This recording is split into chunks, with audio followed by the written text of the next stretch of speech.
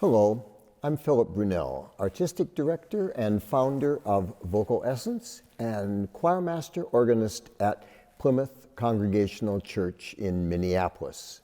Each day I've taken a different composer who has had a role to play with both organizations, and today is the dear man who passed away just a couple of years ago, Ian Kellum, an Englishman who lived in London but then moved in his later years and lived in the Cotswolds in the city of Morton in Marsh. He was a choral composer of many, many pieces. He also wrote a lot of theater scores for the Royal Shakespeare Company. And living in Morton in Marsh, he was also, you went to his crammed little cottage, and the whole front part was filled with antiques, really good antiques that he had there. But he didn't really care if people came to buy them, so they were just in his cottage. I got to know him because one of the things that I have done forever is that if I do a piece by a composer, I know that often they have no idea that someone has performed their music, so I always have sent a program, a note, something. So it was in 1970 that the Plymouth Choir sang a beautiful anthem called A Hymn to Jesus. So I sent a little note to Ian. I didn't have his address, so I sent it to his publisher and said, please forward this. That's fine, I didn't expect anything. 6 months later, I got a letter from Ian Kellum, and he said, you were so kind, thank you for writing to me, and I hope you don't mind, and I've enclosed a new anthem for your choir. And so we got this piece called Now Well May We Mirthus Make. And then since then, many, many, many wonderful pieces have come from Ian. Ian loved melody. I love the story. His friend Peter Maxwell Davies came to him one day and said, oh, Ian, melody has returned. To which Ian said, it never left.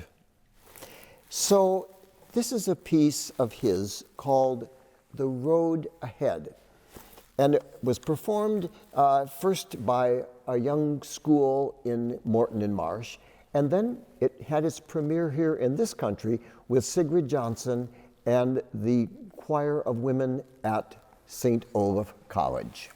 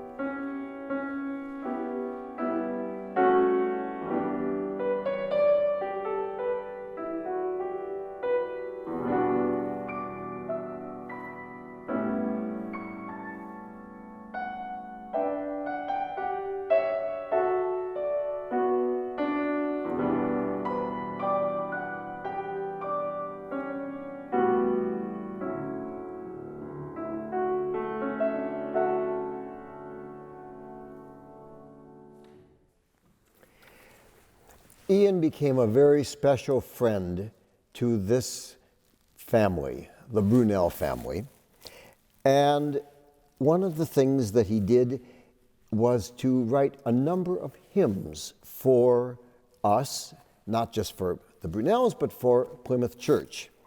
I remember that one of the hymns he wrote, at another occasion, Dominic Argento was in the congregation. He came up to me afterward in his usual Argento way and said, "Did Ian Kellum really write that hymn?" And I said, "Yes." "Well, just tell him I am in awe, because the most difficult thing to do is write a beautiful hymn." So I thought, to end this today, what would be more fitting than to play one of his hymns? And the hymn that I want to play for you is the one he wrote when Carolyn Brunelle had her 50th birthday. And we had a celebration, a lot of people there. And then all of a sudden, I handed out sheets of music and said, "Folks, there's a new hymn, and it's for Carolyn. Let's all sing it." It was the words of Addison, "The spacious firmament on high." And each hymn, as you know, has a text and a title, but it also has a title for the tune.